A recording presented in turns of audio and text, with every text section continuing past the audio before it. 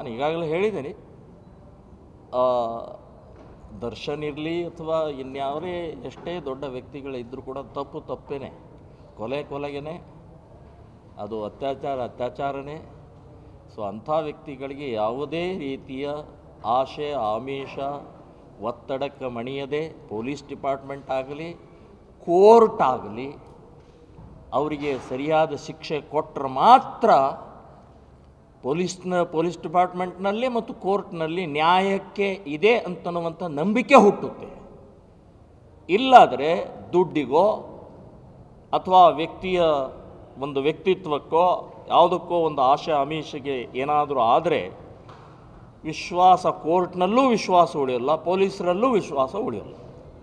ಹಾಗಾಗಿ ಈ ಕೇಸ್ನಲ್ಲಿ ಸರಿಯಾದ ತಪ್ಪಿತಸ್ಥರಿಗೆ ಶಿಕ್ಷೆ ಆಗಲೇಬೇಕು.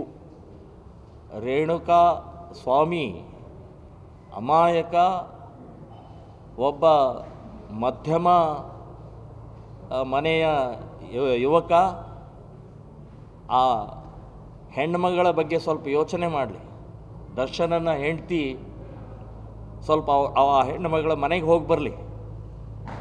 ಆ ಕಣ್ಣೀರು ಸುರಿಸ್ತಾ ಇರುವಂಥ ಹೆಣ್ಣುಮಗಳು, ಹೊಟ್ಟೆಯಲ್ಲಿ ಹುಟ್ಟುತ್ತಾ ಇರುವಂಥ ಮಗುವಿನ ಬಗ್ಗೆ ಸ್ವಲ್ಪ ದರ್ಶನನ ಹೆಂಡತಿ ಆ ಕೋರ್ಟು ಯಾವುದೋ ಒಬ್ಬ ಲಾಯರ್ನ ಹುಡ್ಕೋಕ್ಕಿಂತ ಮುಂಚೆ ಹೋಗಿ ಚಿತ್ರದುರ್ಗದ ಮಗಳ ಮನೆಗೆ ಹೋಗಿ ಬರಲಿ, ಆ ಹೆಂಡತಿ ಮನೆಗೆ ಹೋಗಿ ಬರಲಿ. ಅವ್ರ ತಂದೆ ತಾಯಿಯ ಕಣ್ಣೀರು ಸ್ವಲ್ಪ ಒಂದು ಸಲ ನೋಡಲಿ. ನಿನ್ನ ಗಂಡ ಮಾಡಿದಂಥದ್ದನ್ನು ಒಂದು ಸ್ವಲ್ಪ ಹೋಗಿ ನೋಡಿದರೆ ಗೊತ್ತಾಗತ್ತೆ. ಲಾಯರಿಗೆ ಲಕ್ಷಗಟ್ಟಲೆ ದುಡ್ಡು ಕೊಡೋಕ್ಕಿಂತ ಅಲ್ಲಿ ಆ ಮನೆಗೆ ಲಕ್ಷಗಟ್ಟಲೆ ದುಡ್ಡು ಕೊಟ್ಟ ಸಾಕೆ ಅದನ್ನು. ನಾಚಿಕೆ ಮಾನ ಮರ್ಯಾದೆ ಅಂತ ಅವ್ರು ಯಾವನೋ ಒಬ್ಬನ ಭಾವ, ಅವ್ರ ತಂಗಿ ಗಂಡನೋ ಯಾರೋ ಅವನು ಪೂಜೆ ಮಾಡ್ತಾನೆ. ನನ್ನ ಭಾವ ಇದು ನಿರ್ದೋಷ ಆಗಿ ಹೊರಬರಲಿ ಅಂತೇಳಿ ಪೂಜೆ ಮಾಡೋದು. ರೇಣುಕಾ ಸ್ವಾಮಿ ಸತ್ತದ್ದಕ್ಕೆ ಶ್ರದ್ಧಾಂಜಲಿ ಅರ್ಪಣೆ ಮಾಡಿ ಇಲ್ಲಿ ಇವರು ಸುಖಕ್ಕೋಸ್ಕರ ಪೂಜೆ ಮಾಡ್ರಿ.